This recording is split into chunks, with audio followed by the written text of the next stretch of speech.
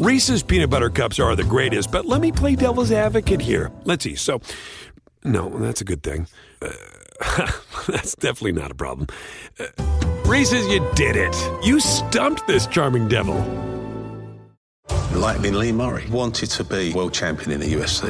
He just happens to be involved in the largest cash robbery in the world. He's definitely not sane. Showtime Sports presents the unbelievable true story about the MMA fighter who pulled off one of the largest heists in history. Huge amounts of money, armed gang, disguises, kidnapping. This is the sort of thing you see in Hollywood films. We've never seen that for real. Catching Lightning, streaming Friday, April 7th, only on Showtime, streaming with Paramount Plus.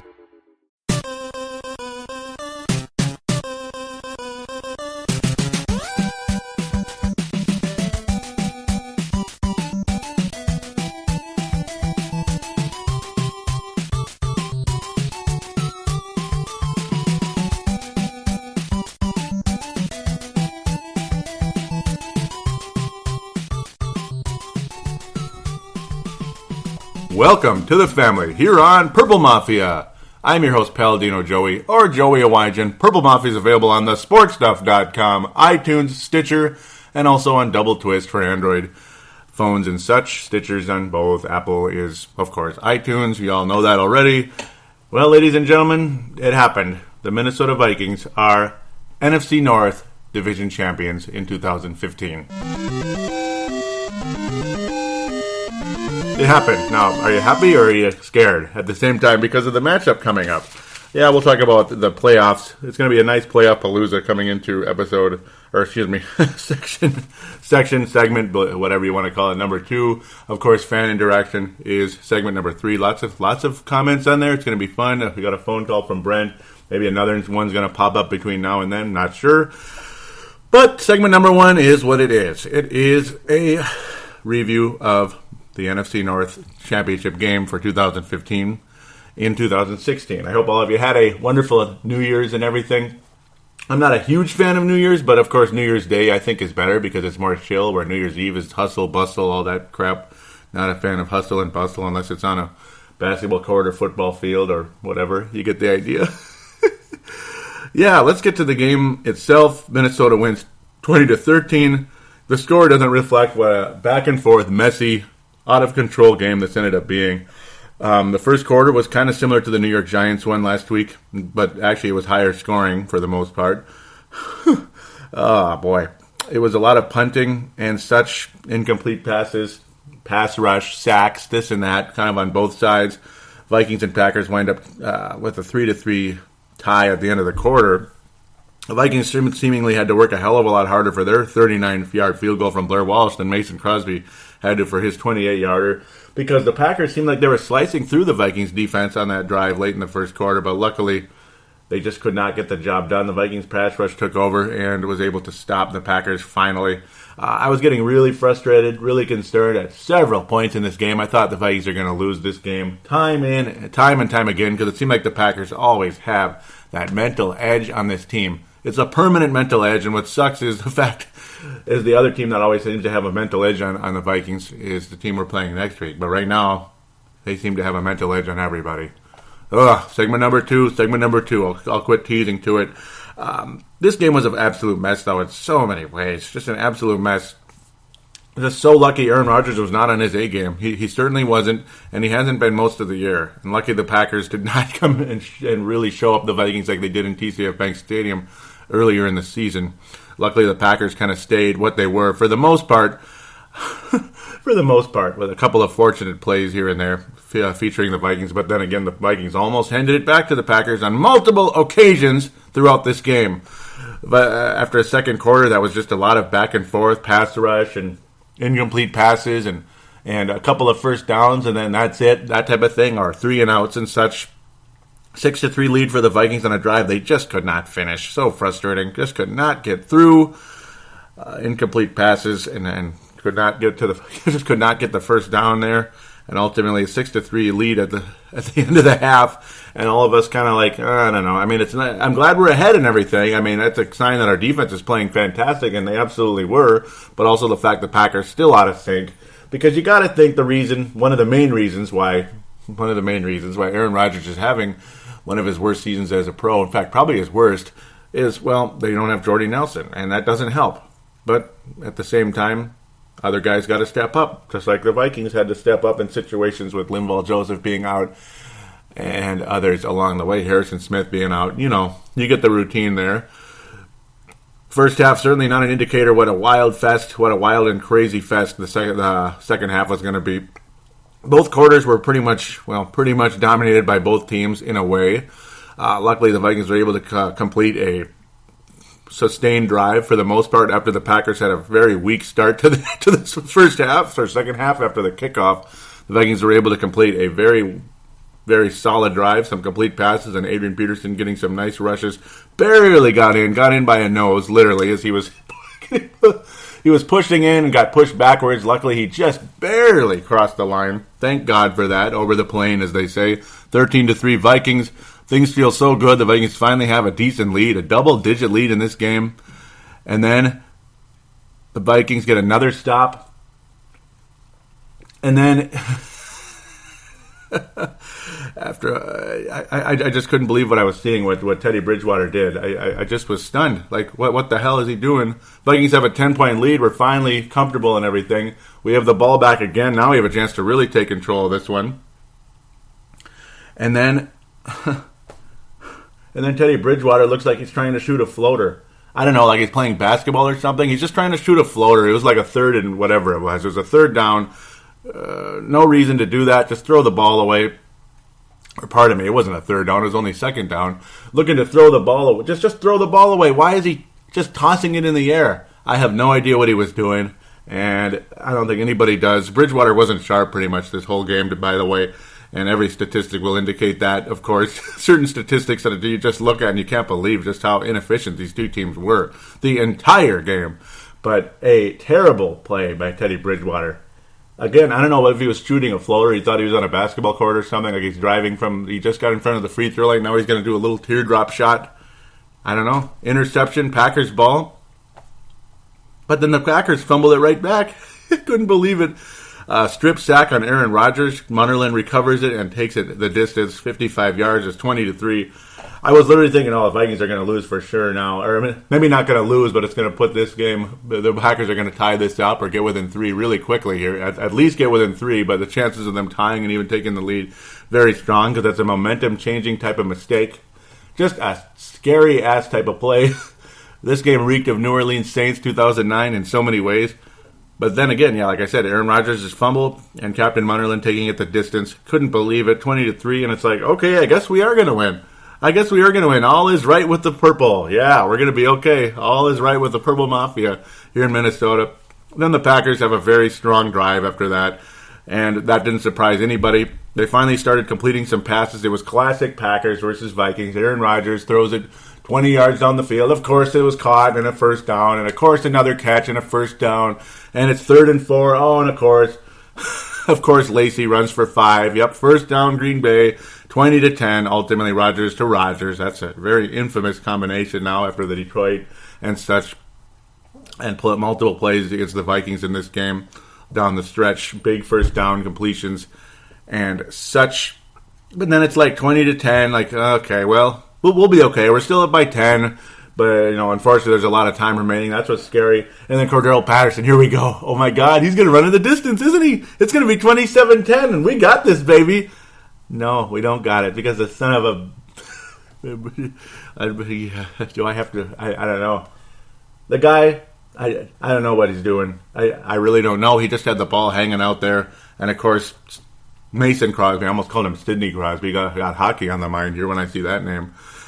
Mason Crosby is able to catch up old Don Beebe style on the Dallas Cowboys defensive lineman many years ago, catching up to the guy when he just had the ball hanging out, just protected. And enough of the style points, Mr. Cordell Patterson. Just coughs the ball right up, Packers ball. Yeah, we would have had the best field position ever. Now the Packers are going to have okay field position on the 35 or so. Imagine the Vikings, though, starting off with a 10-point lead on the Packers' 35-yard line, or it might have even been the 20, or the 30, or the 28 or so, depending on how much further Patterson would have got, because he wasn't down yet when the play happened. Who knows? But no, it just wasn't the case. Another potential momentum changer. The whole game is ruined. We're going to lose. Momentum is gone. Here come the Packers slicing through the Vikings. No, they didn't slice through the Vikings at all, did they? They didn't. They just didn't do anything. The Vikings pass rush got the job done. Packers only were able to get a field goal out of the whole rest of the game. The Vikings pass rush stood strong. But most of all, I think the secondary was just phenomenal. Xavier Rhodes and such just got the job done. The Vikings ended up winning the game, of course. There was a really cool play, though, early on that I didn't even mention, and I should have mentioned it. It helped lead to one of the field goals, which was, again, very frustrating because the Vikings couldn't get anything out of it, ultimately, in that second quarter. It was the one that led to the 32-yard field goal. Adam Thielen on a fake punt. Totally a surprise right there. It was hiked right to Adam Thielen, and he was able to carry it 41 yards, get the Vikings in, well, what ultimately ended up being field goal range because Teddy Bridgewater couldn't complete a pass after that. That's where the frustration started to really pick up. But at least the Vikings had the lead in the game. So that was cool. The special teams had a fun game overall, except for the fumble by Cordero Patterson. Pretty fun special teams day. Mr.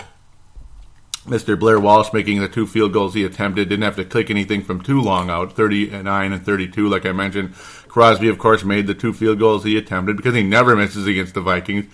Jeff Locke was good, averaging 39 a punt, but the Packers punter missed. They was able to get 44 and a half. Yay.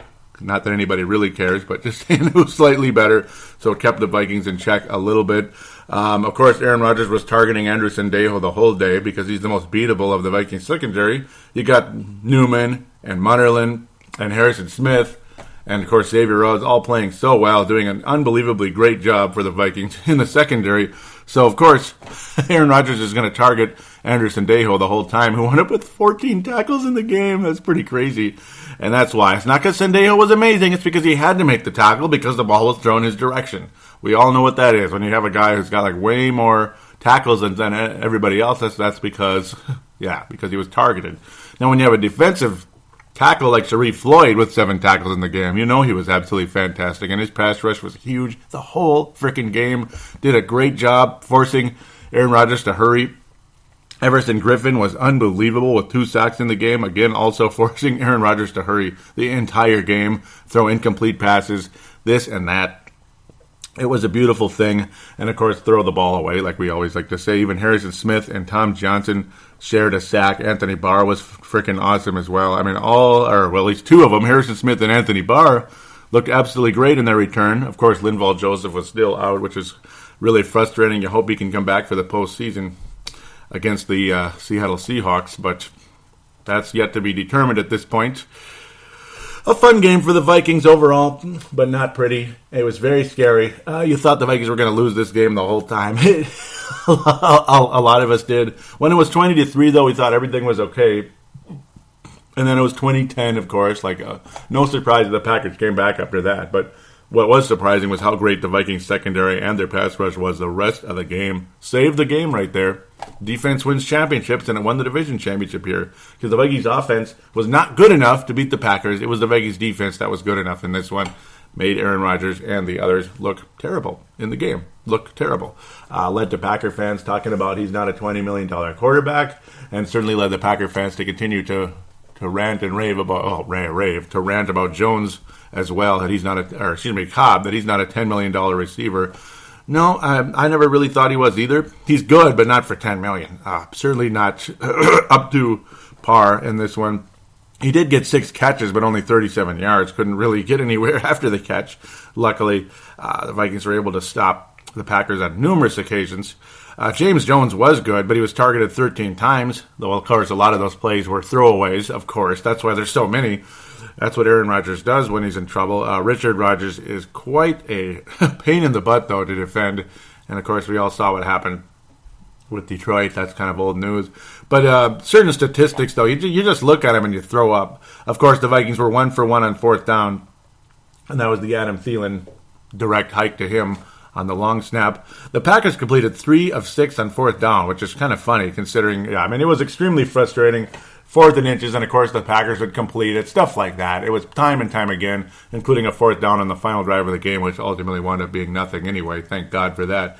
But the 3rd down efficiency in this game really tells you the state of both of these offenses, at least at this point in time, and you hope it's going to change for the Vikings going into next week. You don't really care if the Packers win against Washington. You kind of hope the Redskins take care of Green Bay. It'd be good to make sure that they're out of there. A, out of their misery, and B, there's no chance that they'll pick it up again and start winning games and go all the way. Though I don't think that's going to happen.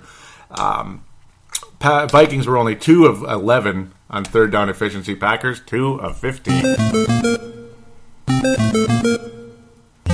A true state of affairs for both teams, though. Again, you could credit the Vikings defense in a big way, but hey, the Packers defense is pretty good too. I mean, my good, at times anyway. At times, particularly their pass rush is always a pain in the ass against the Vikings.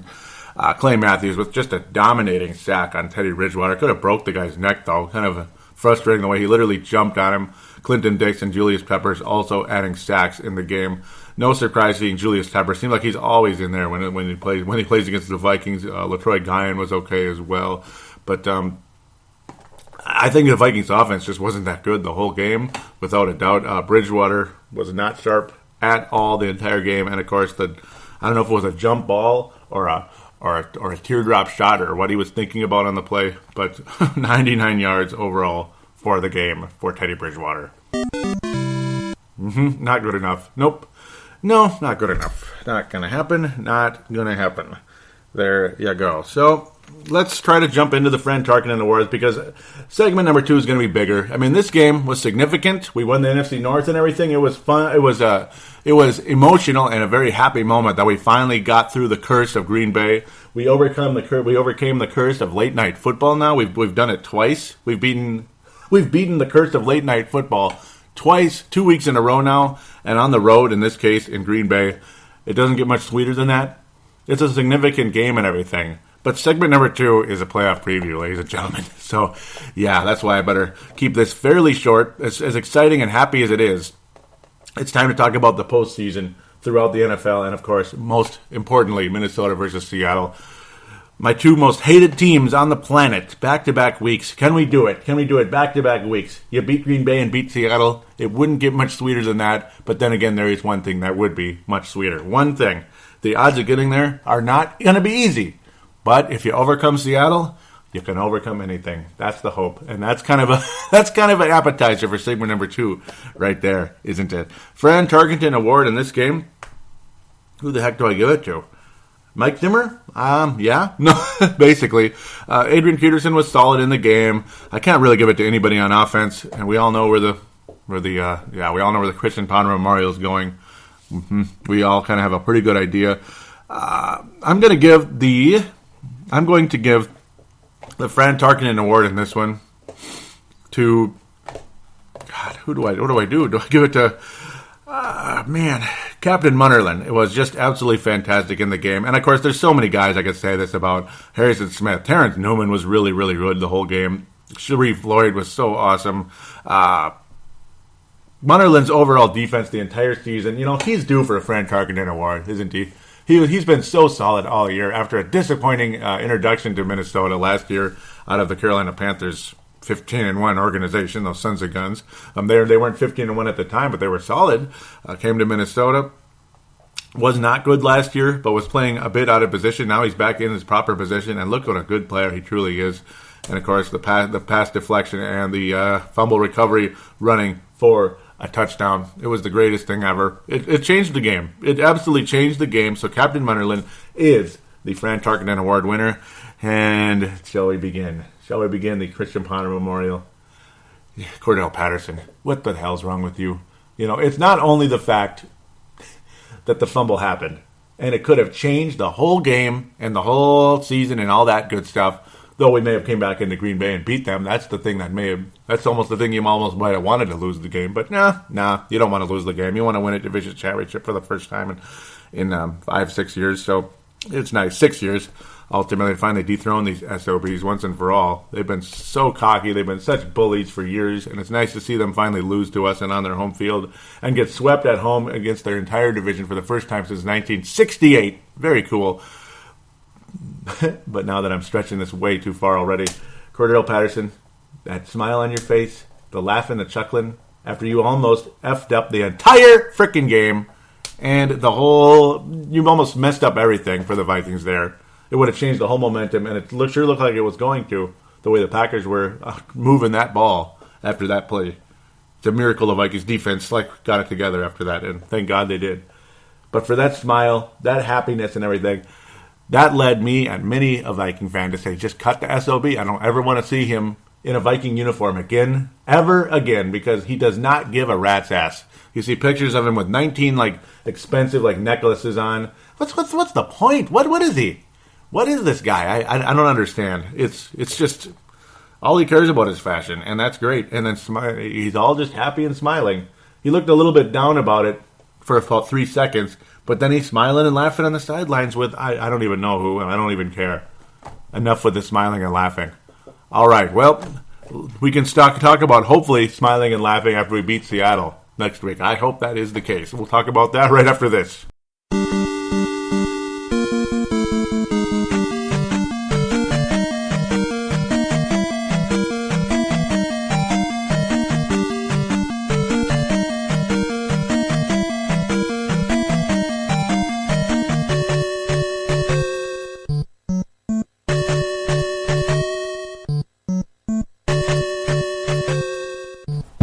We are back here on Purple Mafia. Oh yeah, segment number 2. You know what it is.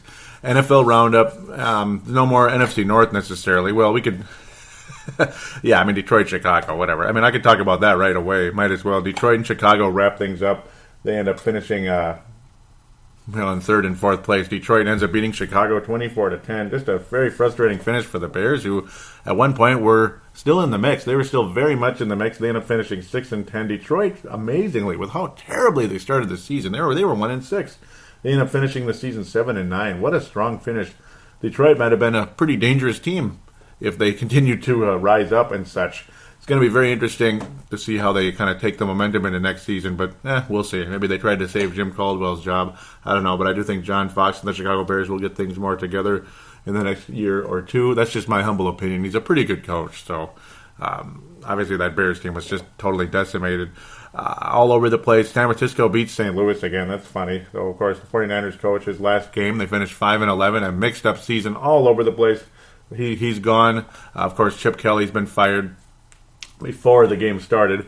Philadelphia Eagles ended up beating the Giants to honor Chip Kelly's getting fired, I suppose, and possibly Tom Coughlin's exit out of New York. We'll see. That's kind of floating around. It might be a mutual parting of ways.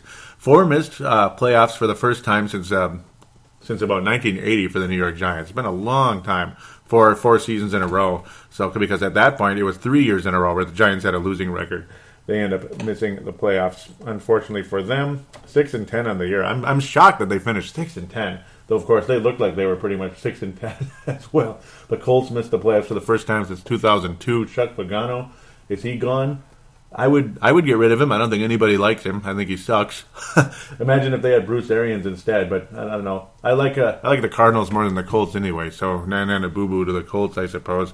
They still have Andrew Luck anyway. They won their last game over Tennessee 30-24. Woo-hoo, I suppose. I'll talk about Washington wrapped up their season. They end up with a winning record, 34-23 over a hapless, dead, beat to hell Dallas Cowboy team. Washington officially putting their stamp as a division champion, 9-7 record. They host the Packers next week. We'll talk about that very shortly. Now we get into the more interesting ones with some playoff implications. Well, one of them, this isn't really playoff implications, though it's cemented them as the best record in football. Are they the best team? I don't know. Carolina romps Tampa Bay 38-10. Cameron Newton, and the Carolina Panthers come out of there with no major injuries. They're ready to go. 15-1 record. The road to the Super Bowl goes through North Carolina. That's right, North Carolina. So that's for the first time in their franchise history, 15-1. Boy, oh boy, Rivera over there. Coach Rivera in Carolina. Damn, you've done a good job. You really have. And I'll give a shout out to Holly Brooks, who's a big fan of them. She's supposed to be a Viking fan, damn it. She's from Eden Prairie, Minnesota. Moved to Florida many years ago, then kind of the last 2 or 3 years or so, she's kind of been all over the map. I don't know. She was such a huge Seahawks fan. They slaughtered the Arizona Cardinals in their house.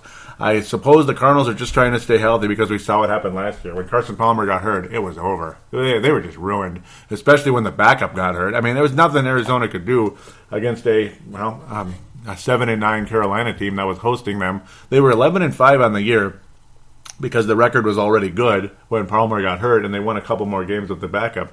But then, Carolina was just they were on a hot streak. They ended up beating Arizona pretty soundly, and then they could not finish the job against the Packers. It was quite unfortunate indeed. No, not the Packers. They couldn't finish the job against the Seahawks. I'm all screwed up. Sorry. Just could not get the job done. The Seahawks were just too good. Packers, of course, beat Dallas in the second round last year. Ugh. Major playoff implications as we continue to bounce around here. Denver beating San Diego. Peyton Manning's back on the field. I screwed it all up. I thought I was going to be better. Brock Osweiler still the better quarterback. Well, I don't know. Peyton Manning should be the starter again. Yep, that's what he says. Well, what is Denver going to do? You got to remember it was the Chargers. The Vikings looked pretty good against the Chargers too. Brock Osweiler, though, was a mess, terrible in the game for some reason after an okay start getting Denver going. But Peyton Manning coming in and was pretty damn sharp. He wasn't that great, though. He wasn't that great. He only attempted 9 passes. That's the funny part. But he was sharp. He was sharp enough. He wasn't turning the ball over and fumbling the ball. Three turnovers for Brock Osweiler in the game, of kind of a strip sack type of fumble, and 2 interceptions. Just could not get the job done, and the Broncos said, okay, let's get Manning in there. I don't know if it's to protect Osweiler or what the deal is, or if Manning's going to be the starter. Have you ever seen this before? A quarterback controversy for the team that just clinched the number 1 seed in the AFC? I can't believe the frickin' Broncos are the number 1 seed in the AFC. Okay, now I got to remember. I just start ranting about this team, and then there's... And there's Gerald String out there. I love you to death, Gerald. Really, honest to God. And you know what? I like the Broncos just fine. I don't hate them. I just think they're a mess. I don't think they're legit. I mean, their defense is... Okay, almost swore really bad. Their defense is bleeping awesome now. And their running game is freaking good, too. But I got to tell you, man, that John Elway and Terrell Davis team, God, if you're a Broncos fan, that team makes you smile so many times over. I mean, ear to ear. And you know what? That team made me a Broncos fan for at least a couple of years. I mean, I loved that team. Loved that team. I don't know what it is. Like Peyton Manning in Denver, it just doesn't seem right. It seems weird, kind of like a fish out of water. When Brock Osweiler was in there, though, it's like a perfect fit, a perfect match. Like he's not perfect. He's not a perfect quarterback, but he's good enough. He was good enough, and he had energy, and he was healthier. All that kind of stuff. A little more energy, a little more zip on the ball. At Peyton Manning's age, there's not much zip.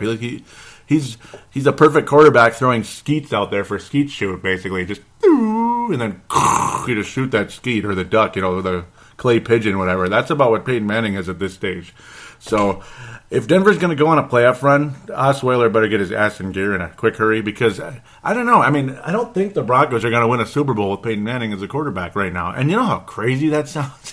That sounds crazy, doesn't it? So, I don't know. They're the number 1 seed in the AFC because frickin' Patriots couldn't beat Miami for the 99th time in a row. Why can't the Patriots beat Miami? Why? Why can't they beat Miami? Miami could be 0-6, could be 0-15, but they'd win the last game of the season against the 15-0 Patriots. And yeah, we know why that would be at the same for the multiple reasons, of course, for history purposes. But at the same time, regardless if the Dolphins were the only undefeated team in NFL history or not, they beat the Patriots in the last game of the season when they're trying to be 16-0 or when the Patriots were 10-0 or whatever. They always beat the Patriots, and they beat the hell out of Tom Brady. Now he's got a couple now he's got bruised ribs, and trust me, I know what that feels like because I fell hard on the concrete last year.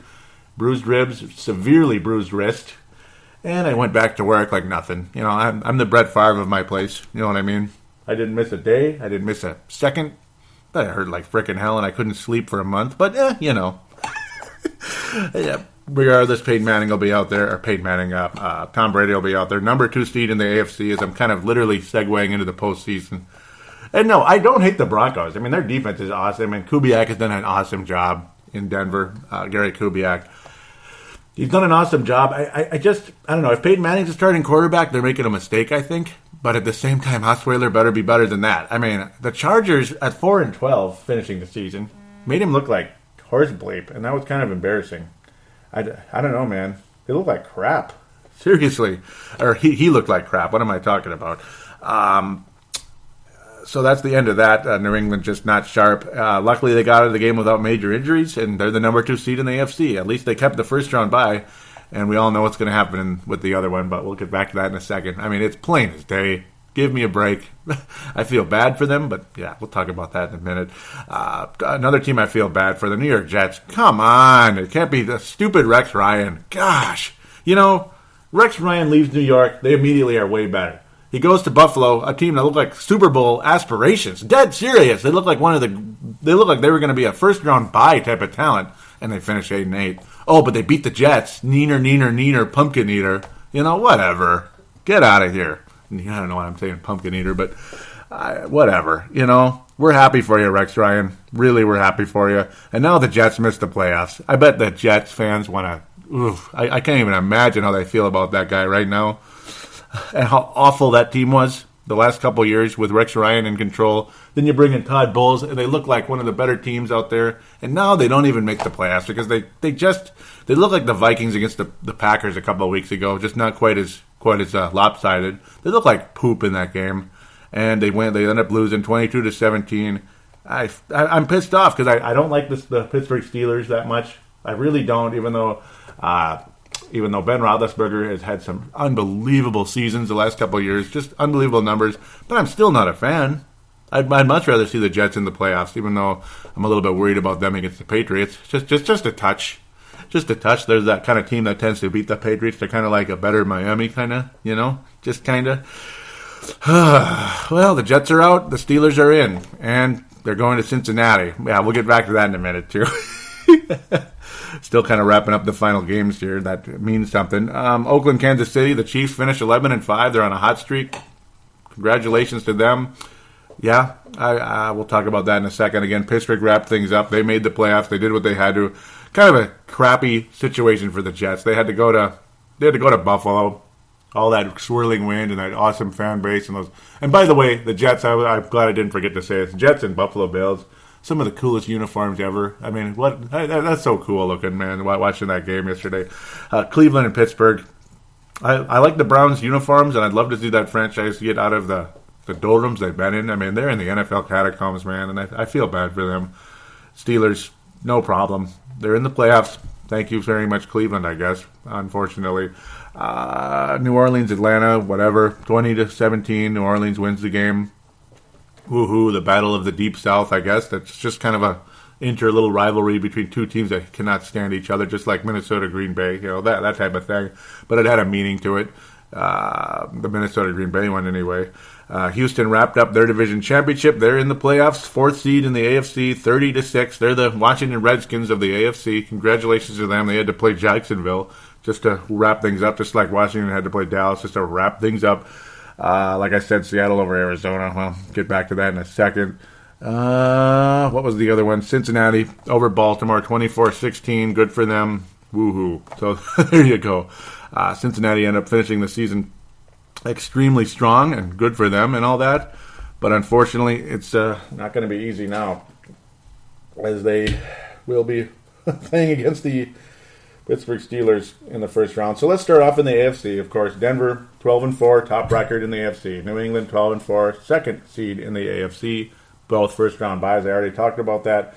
The first game, now these are both Saturday games, as we go in to the AFC, as we step into the playoffs now officially. The Saturday games will both come out of the AFC, and Cincinnati will lose in the first round for the 99th time in a row because Pittsburgh's going to Cincinnati. Can you imagine a 12-4 record for the Cincinnati Bengals?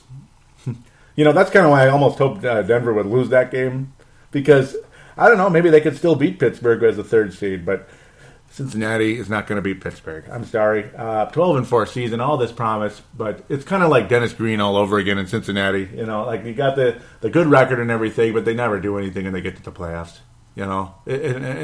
It's just the same old thing. The guy's been there forever. They never do anything and they make the playoffs, regardless of what their record is. Pittsburgh's got way too much playoff pedigree. They're always. It seems like they're always on a mission, particularly when they make the playoffs, and that kind of scares me a little bit. They're the Seattle Seahawks of the AFC again, which scares the hell out of me. Cincinnati is not going to win the game. I don't even know what to pick a score for that one. It's going to be higher scoring, kind of, even though Cincinnati's got a good defense, but both of them have an offense capable of putting up numbers. especially Pittsburgh. I think Pittsburgh's going to win the game 27-20. Another weird story. I keep coming up with that number, and I don't know why, but 27-20, Pittsburgh's going to win that one. Kansas City to Houston. So who's going to advance to the second round in that one? The Chiefs are so hot right now. Their playoff history is a lot like Cincinnati. You know, it's been really bad. Cincinnati last won a playoff game in 1988. I've said that a billion times. Kansas City last won a playoff game with Joe Montana as the starting quarterback when he took them to the AFC title game against the Buffalo Bills, but they could not win that game. They just did not even show up for that one for whatever reason, way back in good old 93, and I remember that very well. Kansas City Chiefs, though, I think they will win their first playoff game since 1993. I think they're really, really, I mean, they are so hot right now. I think they're legit this time. Like last year, they were hot too, but the hot was early and they kind of were cooling off. This time, Kansas City's not cooling off. I think they'll at least get to the second round this time around. After that, well, if they run it in New England, I think it's game over. Denver and Kansas City will be classic, awesome with that AFC West matchup. It'll be freaking awesome. Gotta love that. That'll be so much fun to watch. The AFC West classic divisional matchup, Kansas City and Denver. That's like Minnesota Green Bay a bit for those two teams. So they're kind of all just bitter rivals when you think about it. I mean, San Diego, New England, or San Diego, New England, what am I saying? San Diego, Oakland Raiders, Kansas City, Denver. Classic division. That's what I think is going to happen. But we won't preview the second round at this point. But I think the Chiefs will beat the Houston Texans in a pretty close game. But Alex Smith and such will finally get a playoff victory for Kansas City for the first time in 22 frickin' years. So good for Kansas City. They'll finally advance. Where am I going? I thought this was going to do something, and it's not. It's just sitting there like an idiot. Well, Packers. There's only 2 games. Packers head to Washington. The Packers head to Washington. The Kansas City. The Washington Redskins have been on a nice run, and this is not me picking on the Packers. It's just a fact. This is me saying that if I'm from South Dakota, if I'm from Idaho, if I'm from Wyoming, if I'm from Mississippi or wherever, the Washington Redskins are going to beat the Packers because the Packers are a mess right now. Things are not going well. Even the fans are turning on them like I've never seen Packer fans turn on this team like they are right now. I mean, but they do it. I mean, I suppose they did it a bit in the early 2000s as well, when even Favre was struggling, and they didn't like Coach Sherman at the time. They were Mike Sherman. They're giving him a hell of a time. Maybe the current guy, Mike McCarthy, will be in trouble. The possibility does exist, but again, Jordy Nelson's injury is not McCarthy's fault or Aaron Rodgers' fault. Eddie Lacy certainly not living up to the hype, though. The Packers' defense is all over the place. Certain guys are great, and other guys suck, basically, in the Packers' defense. It's not a bad defense, though. I think they're just fine. But the Redskins are playing better right now, and they're hosting the game. I would not have liked the Vikings to go to Washington, though a lot of people wanted that to happen. The Vikings' history against the Washington Redskins is pretty checkered at the bare minimum. I mean, remember 1987? The Vikings looked pretty good. They were on such a playoff run. They beat the 49ers, like one of the best teams in the planet of all time. They actually beat the 49ers in a playoff game on the road. Like, that's nuts. That's impossible. But they couldn't beat the Redskins. They just couldn't do it. Darren Nelson dropped the pass. Would have forced overtime. And then 92, Redskins came into the Metrodome. Vikings with great defense. You had national announcers saying defense like this could get you to the Super Bowl. You had an okay quarterback at the time who ended up being much better later with the Raiders in Rich Gannon. A fun team to watch. You had a great running back in Terry Allen who had 17 touchdowns, or was it 15? It was a big number. Just a great team. Defense, running game, turnovers, all that. And they couldn't beat the Redskins. They got hammered by the Redskins. It was kind of like Chiefs and Vikings Super Bowl IV. That was bullcrap. So I don't like the history there. Washington's going to win that game. Kirk Cousins and such, they're just they're more sharp than the Packers right now. They're going to win the game. The Redskins' defense is solid. Their offense is good enough. The Packers are a mess. Washington will win the game by a final score. It's going to be low scoring, 20. It's going to be 20 to 10. I don't think Green Bay is going to do much. It's going to be a mess. 20 to 10. Washington will beat the Packers. Again, I'm not picking on the Packers. That's just they're not playing well right now. Seattle at Minnesota. Oh boy.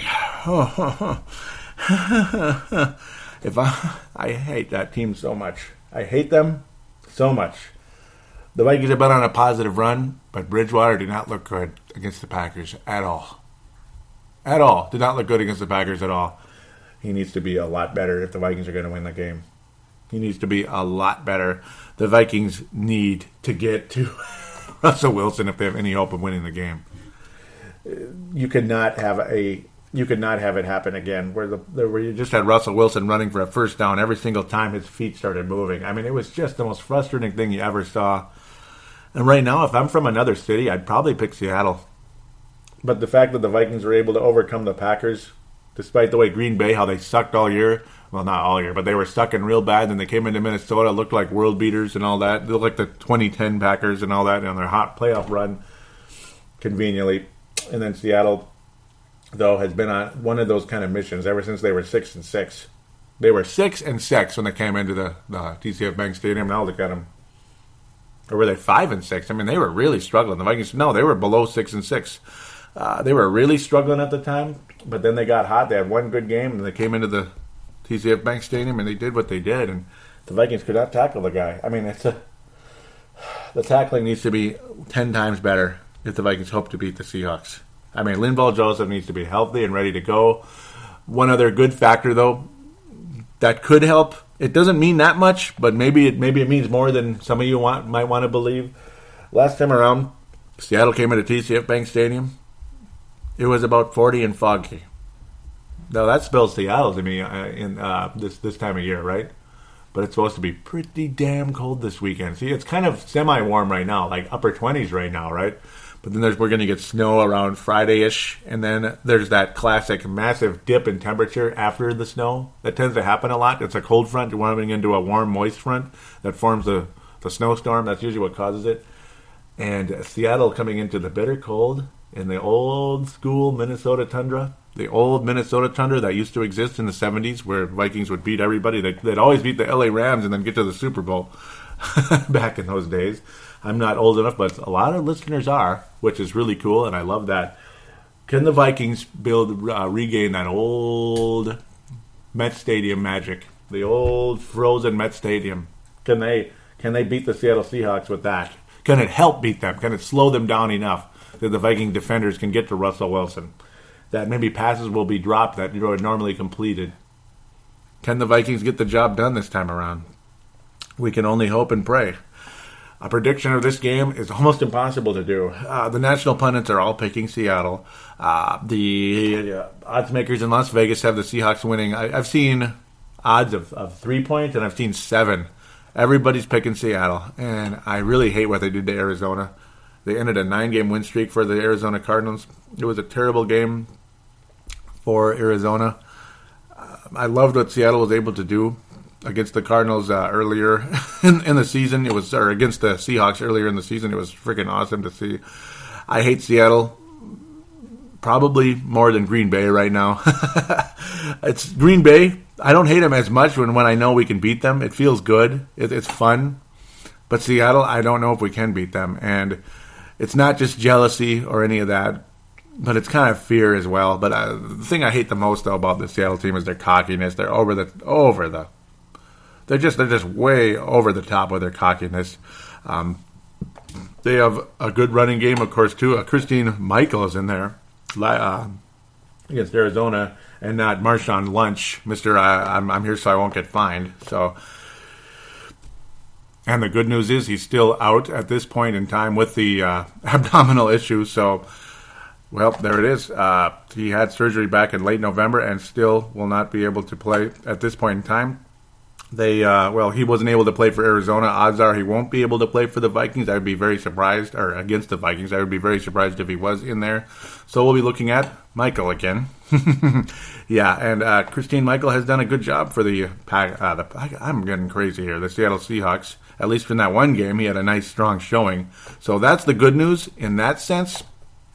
The Seattle Seahawks running game is kind of all over the place. It's kind of a mess and such.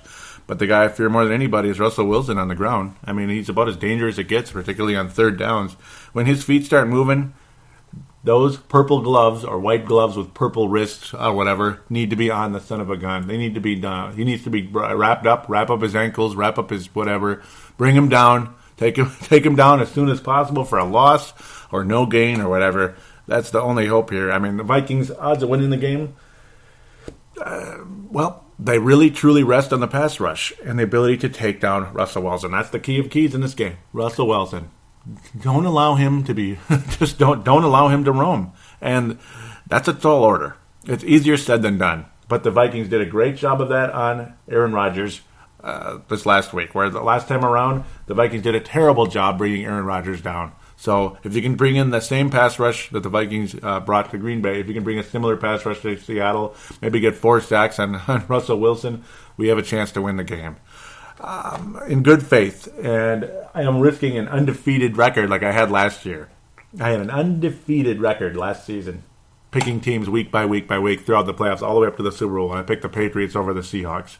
So just like when I picked the Patriots over the Seahawks last year, in good faith, and in believing that that team was good enough and ready to go, because they were good enough and ready to go. That's why they won the game.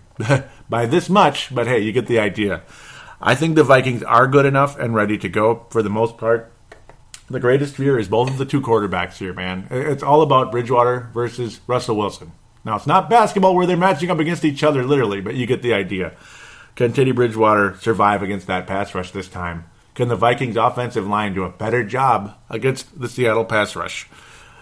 It's all about that. The Seattle pass rush versus the Vikings pass rush. It's all about that. It's all about that. This whole game, yes, you want to establish the run and all that good stuff, and I think the Vikings can win that battle. They can win, but they didn't last time. They certainly didn't. Adrian Peterson couldn't get anywhere, and they didn't give him the damn ball either. All of that. But it wasn't working. That's why they weren't giving him the damn ball. So, it's a scary game, man. I hate this team so much. I hate Richard Sherman's big mouth. I would love to see Stephon Diggs dig out a great play against Mr. Big Mouth over there, Richard Sherman. I would love to see it happen. Oh, what a good defense. What a secondary they have. What a pass rush. You know, it almost sounds like I like them, but I don't. I hate them so much. God dang it, I hate them so much. And it's all about the key. But in good faith, it's going to be a frustrating curse at the TV, throw bricks at the windows, break controllers if you're pretending to play a Xbox or whatever. Pick up your Christmas tree if it's still sitting there, throw it through the television or throw it out the window at a passerby, especially if they're wearing a Seahawks jersey, whatever it is. Just, it's going to be one of those kind of games. There's going to be a lot of swearing. Wear earplugs.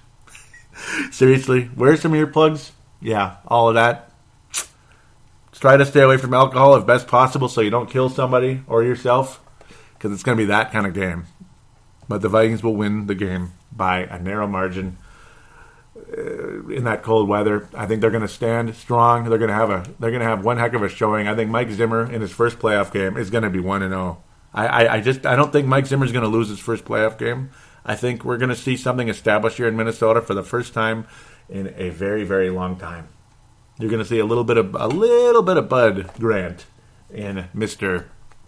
Mike Zimmer this time around. Teddy Bridgewater, though, is obviously, I've rehashed it a million times. The two quarterbacks are by far the keys of the game, and the two pass rushers. The Vikings will win the game by the narrowest of narrow margins. I think the momentum on the Vikings will be a surprise. It'll be a very big surprise. I think Mike Zimmer will have this team ready to go. Seattle's going to be ready to go, too, and it's going to be a dogfight like you've never seen. It's going to be a lot like the Saints game in 2009. In that sense, a lot of back and forth, a lot of frustration, a lot of everything, but the Vikings will survive and win 31-28. I think there's going to be some surprises. Hopefully the Vikings can get, I think there's going to be something of a surprise turnover on Russell Wilson in the second half of some type that'll really change the momentum of the game for the Vikings. That's my opinion. That's what I believe will happen. It's the Vikings secondary that'll save the day late. I think the Vikings pass rush will be just barely good enough to win the game. That's what I do believe, because it has greatly improved since the game, about a month ago against Seattle. So there you go.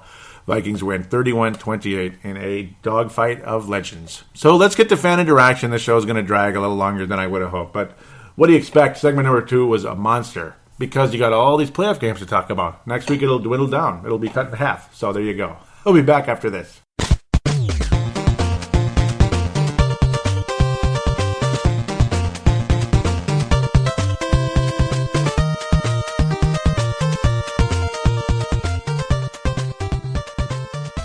2015 NFC North champion Minnesota Vikings. Okay, not official, but hey. Two NFC North champions. Me boy, hell yeah! Sorry for the shouting, but hell yeah, Mo!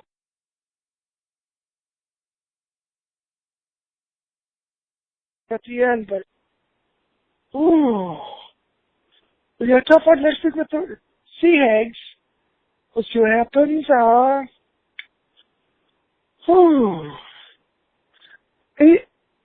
I would love to win next week, but at this point, anything is gravy.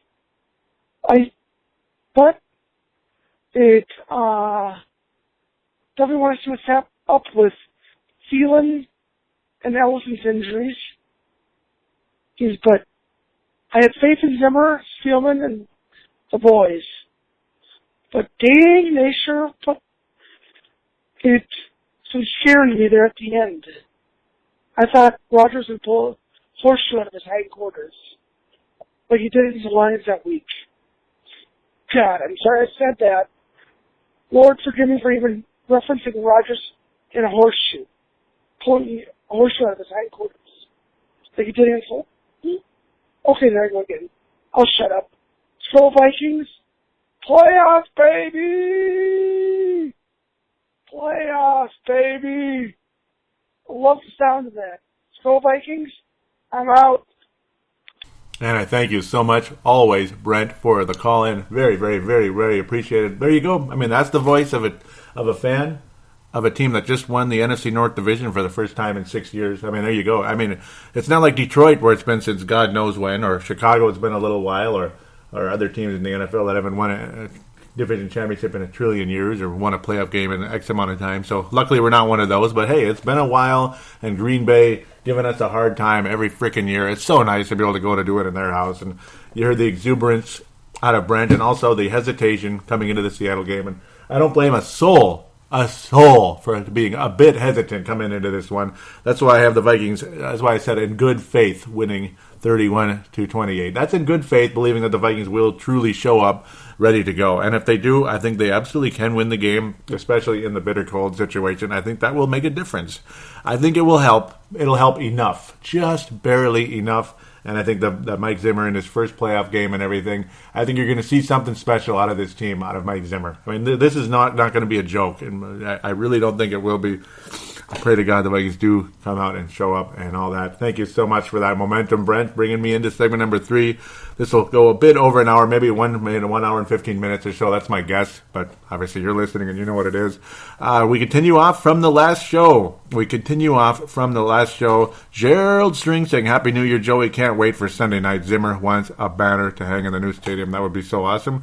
And he got it. Zimmer got it. Gerald got to love that. And now the Fran Tarkenton quote saying, why not us? Why not the Vikings winning the Super Bowl this year? Why not? And the Vikings have the pieces to win the Super Bowl. It's just the competition in front of us to get to the Super Bowl and to win it. It's stiff. That's the thing. You have the pieces to win. A competent quarterback. When he really is sharp, he's a very good quarterback. You have multiple good receivers. Mike Wallace is capable of making a big play. Stefan Diggs, more so, is capable of making a good play. You have Jarius Wright, who can make big plays here and there. Adam Thielen, who is underutilized but very valuable.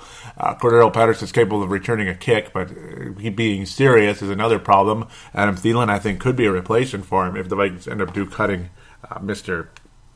Cordero Patterson, because Adam Thielen has a lot of quickness to his game, more so than he looks, and he's also a pretty solid receiver too. So let's continue from where Fran Tarkenton talked. Tane Brown out of New Zealand saying, I'd love to see it. Will be hard to get past Atlanta, but I'm sure he means Arizona, actually. I'm pretty sure he means that, Arizona. But they showed they can get close to it already this year. Just need to take it week to week, though. I probably shouldn't be worrying about them before we play Seattle or Washington, LOL, and even the Packers this week. Ha ha.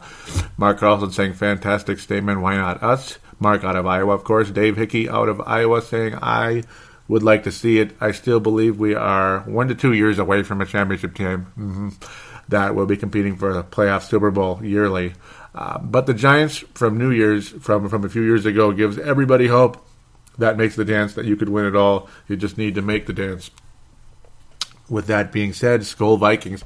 And yeah, the Vikings do have a defensive line that's pretty good, especially when Linval Joseph is healthy to complete that offensive line. But then you have Daniil Hunter, who gives so much hope. Tom Johnson's so solid. Brian Robinson's always a factor. Everson Griffin's got superstar potential on that defensive end as well. I really, really love Everson Griffin, and I think everybody else does. Lots of in-game thoughts back and forth. Again, I'm kind of in and out active. Why the hell did Tane's comment get, what the hell, you know? It might have been like a phone bumping it or something, but it got like hidden, and I feel really bad. I do apologize, Tane, and I can't even unhide it, which is the dumbest thing ever. Why is it? So I promise, Tane, if you're wondering what happened to that comment, I did not delete it, and I don't think anybody else did either. Why would Dylan do that unless he's mad because he's a Bears fan? But he's not like that. You know, I know he isn't. So there's some in and outs there. Tane was saying Rodgers way too much time. We're not getting to him like we were. I'm starting to worry. Yeah, I was the whole time. Yep. Mark Carlson was saying I hate CP right now, and I do too, including Christian Ponder. Right? No kidding. Yeah, nothing was going right, as Tane said. This is the end games. I'm kind of go in at the end. I kind of jump in at the end. I should go at the beginning too. Man, I went backwards. Why did I do that? Yep, Leland saying, congrats, division champs. Mark Carlson saying, goodbye, Packers. You can chant, go Pack, go all you want now. Tony Coleman saying, Lions win in Lambeau, Bears win in Lambeau, Vikings win in Lambeau. And yep, that was the first time since 68, by the way. Yep, and you got to love that. And Tony mentioned that as well. First time since 68, swept at home in the division. 68, and the Packers were not good the entire 70s and most of the 80s either. They had a couple of years where they made the playoffs, I believe, in the early 80s and such, but they weren't that good of a team. Just like Detroit makes it and Chicago makes it here and there, but not that good. Leland saying defense, my vote for the Tarkenton Award. Yep, sacks galore and time on the field was crazy. Yep, I agree. It was so awesome. Griffin and Rose would be my picks, or Barr, or yeah, the defense. And then I went up and picked Lamont or Lynn, but you get the idea. Gerald String saying, unfortunately, it might be Teddy for the Ponder special. Yeah, he was terrible. Missed 2 touchdown passes and possibly the dumbest interception I've seen in a while. I'm still a big Teddy fan, but definitely not his night. And it wasn't. And if Teddy plays like that against Seattle, it's over. Season's over. Teddy loses that mojo, we lose the game. Season is over. So there it is. It's very important that Teddy Bridgewater is, Arizona-like, if you know what I mean, in the game. He needs to play like he did against the Arizona Cardinals, in my opinion, and probably many others would agree with that comment. I'm going to try to, Brett McCarthy at the time was saying, can't wait, hopefully we come out guns a blazing. Sebastian says, when I see a Packers fan, he flips him off from the car. That's kind of cool. Yep, Carlson was saying it feels like the Super Bowl tonight. Josh Mayer Henry says they need to get it done tonight. I want to see lots of pressure on Rodgers. I know I saw Justin Mayer Henry in here as well somewhere. Or nope, he's in the other one. Nope, he's in the post-game one. So let's hop over there now. Oh, yeah, and before I jump into the post-game thoughts, I posted a picture after the game on NFL Mobile where it still showed the Vikings in second place despite the fact they had an 11-5 record and even the little Y next to it saying division champions. But it was showing them in second in the division. It was showing them like below the Packers. So I circled it and typed in WTF. Come on, NFL. Got some responses there. I'll do it. I'll read them now because they're quick. Justin Mayer Henry says typical. Sebastian says denial. And yeah, exactly. Very much so. They're not used to the Packers not winning the division. It's like cemented in first place for some reason. 12 comments in the post-game thoughts. Wow, very busy. Justin Mayer Henry says Rhodes MVP. These boys better fire it up and stop this bullshit next game. Patterson needs to be cut. Poor ball control and laughing about it on the sidelines. Get out of Minnesota, clown. Justin Mayer Henry, star candidate.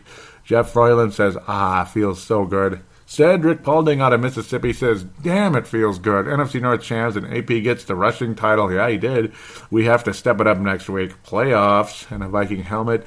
And then a very nice-looking picture, very HD-looking, like it should be, with Adrian and Teddy and all that, saying NFC North champions, Minnesota 20, Green Bay 13. A beautiful graphic done by the NFL on that one. Gerald String posts, Wow, that was a hard game to watch. Yep, just didn't know if we could hang on. Had so many chances to put this away earlier. At the end of the day, pretty typical NFC North game, and our defense did the job. And that's the thing, and that's what I kind of think is going to be like in the Seattle game. It's going to be messy. It'll be a bit more high scoring, I think. I think the Vikings offense will play better, but there'll be a lot of mess going on. And there'll be missed tackles at times, too. It'll make us cursing our heads off. Missed tackles on Seattle. The running game in Seattle doesn't look as good as it did at the time they came in November there.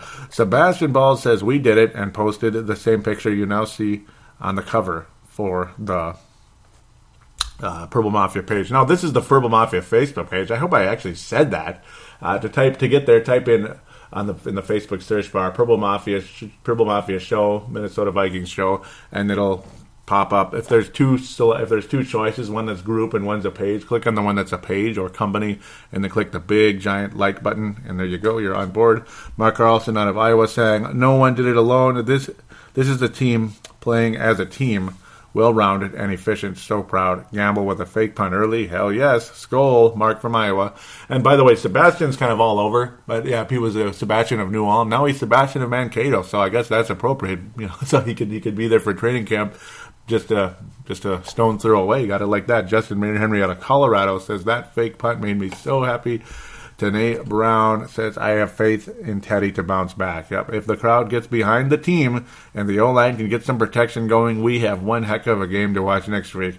The defense has been so good this year. Only fitting that they get us the W in this game. Division champs, let's move on to the rest of the NFL. Yes, sir. Star candidate today. It says also Griffin, Rhodes, or Barr would be my picks as top dogs. Leland says all in all, I mean, all I got to say, this was NFC North Classic. Back and forth, and either team could have won. I don't think either team left anything on the field. Lee from Iowa. Yes, sir. Lee from Iowa. Yep. Very true. That's the thing. Regardless of how poor the Packers were playing in previous weeks or how great the Vikings whooped up on the Giants or they played so good against Arizona, blah, blah, blah, blah, blah. It's a divisional game. Everything is different. And I previewed that last week endlessly. Just like constantly I kept previewing it. So hopefully the Vikings can turn the tide with Seattle because it's been real ugly for a while. But remember 2009 when Seattle was a complete nobody and the Vikings just rolled over them in the dome with Favre. It was just a snooze fest. I remember I was working hard on cleanups around that time too. I believe I missed that game because I listened to it on the radio, but I didn't do a show for that one because I didn't have the technology wasn't around as much yet that I could simply watch a replay, and I didn't have a DVR back then, all that. But I prefer to use the internet than any type of DVR or anything. I'll just leave it at that. Dave Hickey, because you can watch the whole game on the internet right there, too. So I like that better. Dave Hickey says, once again, I don't know if this will make the show or not. And it did, Dave. It did. Luckily, because I usually record on Monday mornings now because of scheduling and such. Once again, I don't know if this will make the show or not. But when I'm unable to watch the game and I work until 6 a.m., so third shift, 6 a.m. Monday morning, I don't have a choice. NFC North champs, that has a good ring to it. We're in the playoffs. Only bad thing is Seattle is the first game. Yep, that sucks. Here's the thing, though. If you're going to be a champion, you have to beat a champion. This playoffs is going to be a huge challenge. Yep, I think we're still 1 to 2 years away from a championship, but look at the Packers several years ago, a wild card team, and the Giants. An undefeated Patriot team. Yep, they took out an undefeated Patriots team as another wild card. And then the Giants the next time around, they're even worse. They were only 9-7. They barely made the playoffs, and Coughlin's job was on the line. And they went and beat a very good Patriots team again. And it was so frustrating. And they took out a 15-1 Packer team, by the way, to get that run started. And remember that show where I just screamed out, "The Packers lost!" Because the Packers were on an unbelievable high, like when the kind of like, well, no, it's not kind of, yeah, kind of like the Golden State Warriors right now after winning a championship. They're on an unbelievable high right now where they're winning like 99 games in a row.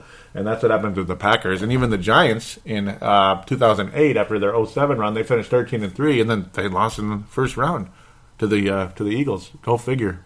Weirdest damn thing ever. But that's how it goes. I think that's it. Yep, that's it for the Facebook, for this part of the Facebook page. Let's look into the visitor post, though. I'm sure it's a bit busy. Brent posting the NFC North Division champions. And Brent posting another, new ownership. Under new ownership, you have the NFC North, Vikings, Skull Vikings. Let's see if I can go back down a bit. There's a few here. Friday, Thursday. Holy moly, man. Oh, boy. December 28th. Nope.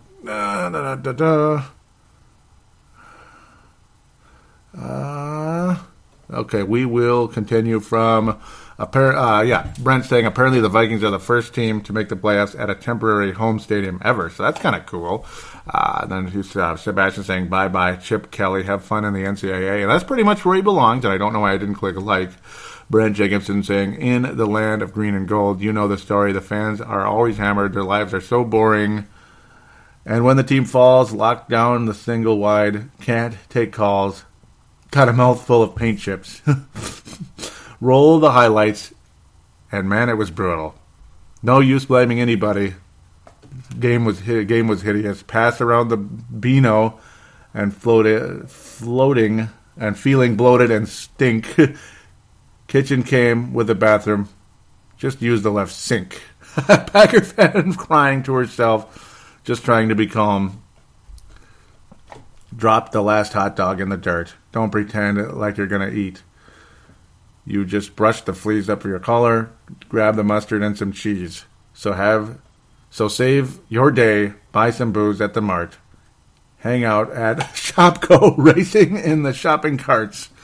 Blow, pack, blow. That's it. Son Perdoris. Oh, it's funny. Wow, that's a lot of poems there. Yeah, you guys should check those out. They're funny. Those are kind of some funny poems back and forth. Making fun of the Packers in general via, it's Nordo. Okay, Nordo from KFAN. Okay, I see. Posted that from, he posted it off of Nordo's over there. Sebastian saying, just a young man's opinion. So all week we've been feeling out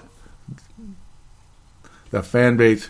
To much of my surprise, a lot of us want to lose to Green Bay. Let me say that again. They want us to lose to Green Bay, our biggest rival, and a chance for an NFC North crown. I agree with you, Sebastian, that it's wrong. He says, here's my take. I would love to beat the Cheeseheads. And second of all, come here, Seattle. I want a rematch. I used to live in Seattle. Beautiful area.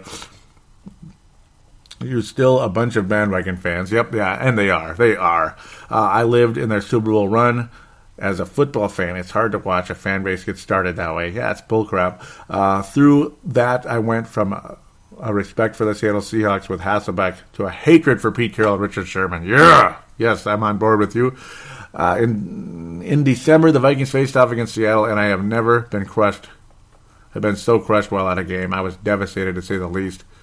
So, long story short, bleep Green Bay, bleep Seattle, Skull Vikings. Yep, all the way, agree with you there. Hoping for the best. Brent Jacobson says, raise his hand. Yep, raise your hand if you think the Vikings will win the division. And yeah, it's funny how it's Aaron Rodgers raising his hand. Yep. Eesh. Oh, boy. Mark Carlson posting a picture of his father, Larry Carlson, in the hospital there, saying it's Sanford Hospital. It says, hello, Purple Mafia and Viking fans everywhere. This is Mark from Iowa. I have a special request today. My father, Larry Carlson, who I have watched many Viking games with, including the great one, Tarkington, is in the hospital tonight. He would like nothing better than a Vikings victory today. With that said, I would like to invite you all to wish him better with a comment below. Thanks and go Vikes with Larry Carlson at Sanford Hospital. And I was saying, God bless you, Larry. And, get well, and God bless. And definitely hoping for the best there and praying for the best. And I do believe, indeed, things will be all right very soon for Larry. This is really messed up. And, yeah, thank you for posting this, Tony. Ragnar was was wearing a cheese head. What a D-bag. There's another Christian Pond memorial right there. What a D-bag, Ragnar. Tony Coleman saying, it pains me to share with you, Joey and Pro Mafia, but it must be known that unemployment has made Ragnar senile. Sympathies and condolences to him and his family. And a great way to wrap up the Facebook page, Tony. Oh, man, I love it. Oh, so many star candidates I can't count, so it's going to be hard, but we'll get it done. Off to the Twitter account, at Purple Mafia Show. Tracy was typing in, Go Vikings, check out the latest Viking update via, and she was retweeting my show, so thank you very much, Tracy. Tanae Brown also retweeting episode 207. Thank you very, very, very much. Zach Binder followed. Okay, thank you much. Hopefully he's a listener. A couple of likes in there, here and there. I do believe, there we go. You'll get some follows here. Better follow back a couple people there. Okay, sorry. Andre from here, not the Christian Academy. Yep, thank you very much. Friend from the good old days, and off and on. Yep, he listens to the show. He says, Seahawks all the way. Oh, I hate it, Andre. I hate it. And I hate it. And I believe this was before the Viking game, and it had to have been because it's only 11 a.m. He says, Mad Martin out of Scotland saying, watching the Sea Chickens starting to think we should let the Slackers win tonight. Uh-oh. How are you feeling about tonight's game? He says, love that fake punt. That's what you call making a statement. Yep, and that's very true. I apologize for not responding all this time, man. I really do. But, of course, these get read on the air. He says, need to start punching in these drives, and that's for sure. Anthony Batista, and, good old Anthony from L.A. responding. As I typed in, after Cordero, you bleeping jerk, #Vikings, Anthony Batista, Anthony from L.A., says, and he's laughing on the sideline. F him, cut his ass. Yeah, I agree completely. I said I agree 1,000%. I hope he never plays on this team again. And Malcolm, also out of California, saying at least he was all smiles on the sideline after that. Yep, and thumbs down. I agree so much. Yep. I hate Cordell. I got a lot of responses from that one. Or not responses, but like retweets and such. A lot of people, I got at least 5 retweets or so. Not bad. It's not a ton. D. Fry out of Chicago. Thank you very much, buddy. Says congrats. And and I do think the Bears will get better. I notice how much more I like Bears fans than Packer fans. I mean, there's no comparison, by the way. Anthony Carlson. Yep, you got 3 generations of Carlsons that listen to Pro Mafia Show. It's the greatest ever. Larry, Mark, and Anthony. Very cool. He's over there in the East Coast at this time, I believe, still over in Pennsylvania. Anthony saying, with the military, saying it was a nail biter. Suck it, Green Bay. Your cheese has expired. Yep, and the Vikings defense threw you out. Amen. Hallelujah, Anthony. Love it. Love it. Love it. Love it. Love it. Jeff Message saying, wouldn't it have been preferable to play Washington next week instead of Seattle? Yes and no. The Vikings' history against Washington is really bad. Really bad. Doesn't mean it would continue. But at the same time, it doesn't also mean that Seattle's recent success against Minnesota will continue either. It's like yes and no. Seattle is a Super Bowl contending team. Washington is not. But there's something funny about Washington and going on the road and all that. I'll take my chances at home and hope for the best. And it's kind of like, there'd be nothing sweeter than to be the team to end Seattle's NFC Championship run. Because they've at least got 2 straight NFC Championships and 1 Super Bowl title so far. I'd like to see it end, and I would love to see the Vikings do it. I hate that team so much. So it's like you might as well be the team to do it, I suppose, and hope for the best. Anthony's saying it's worth it to beat Green Bay. That's the Super Bowl for me. Now, shame on you, Anthony. You're killing your chances to get a star with that comment. No. I love beating Green Bay. It means a lot. Winning the NFC North is just so special. I hate that team so much. But there is nothing to me sweeter than winning a real Super Bowl, man. I mean, my hunger for it is unbelievable and thirst. Like, my hand is stretching in the air. Like I'm just starving to win a Super Bowl so much, like so many other Viking fans. I have tasted the glory of 2 World Series championships, 87-91, and I have been chasing it ever since. It's been 24 years that I've been chasing that feeling. It's been a long wait. So winning the division championship does not quite match that feeling yet, even though it is a wonderful feeling. I won't deny that at all. It's a wonderful feeling. Let's keep moving. Malcolm with a couple wow, there's a bit more here. Malcolm saying, oh yeah, at least he's all smiles and he already read that one. Now Malcolm saying to both of us, me and Dave, Martin saying, we got to switch it up against Wilson. Can't let him roll out. That's the thing. Bring the delayed blitz or spy him. Mad Martin saying, let's enjoy the victory today and start thinking about the Sea Chickens tomorrow. But I'm with you on all of that. Mad saying, enjoy the victory if the Rams can beat them. Yeah, if the Rams can beat them, we can find a way. 11-5 is a fantastic season so far. Hope for more. Malcolm Singh, absolutely. I'm not worried about who we play or where. Winning the North was huge. Dave saying it's a young team. I was not sure we could win the North this year. another good draft, and anything is possible. And that's the thing, yes, very much so. Anything really is possible. This could be a lot of fun, ultimately, with how things go with the continued development of this football team. Absolutely. So, wow, great comments, you guys. You deserve a big hand. You all get a gold star, damn it. No. Oh, man, it's going to be really hard. Boy, it's going to be hard. God, it's so tough. Gold star for this show, I'm going to give it... Oh, my God. Whew, it's so hard. Oh, man. I'm going to give 2 bronze stars to Leland and Brent. I'm going to kind of go up this time. 2 gold stars to Leland and Brent. Silver star is going to go to... Oh, Jesus. It's so hard. It's going to go to... man. Silver star is going to go to Tane out of New Zealand. Gold star... Oh, man. Do I have to do it this way? You know, this is a great conversation back and forth between you guys, so I'm going to give you both a gold star. You know, I'm kind of overly generous right now, but hey, you know what? You deserve it. Malcolm and Dave Martin both are going to get gold stars for this episode. So there you go. Gold stars for both of them. Love the conversation on Twitter there, back and forth. Good statements from both of you. Really, you know, it's great to enjoy it, and at the same time, really got to watch with... Russell Wilson rolling out and such, but just a good conversation back and forth with those guys. Really appreciate it. Thank you so much for all of your comments, though, everybody. I really appreciate you very much. So, hoping for the best in this one. We all know I talked about it way too long in segment number 2. That's why this show's dragging a bit, but not surprising because it's such an emotional situation right now, and for all of us. That's why there are so many comments. And guys, please tell your friends about this show. Hop on board the Purple Mafia bandwagon. You know, hop on board this show and stay with it. Don't be bandwagon once you're on. Stay with this show. Stay with the team. All that. Please give Purple Mafia a positive rating on iTunes if you could. It'd be greatly appreciated. It'll give you a happy shout out and a star on the show. Just want to thank you very much for your inclusion, all you guys, your loyalty, your kind words.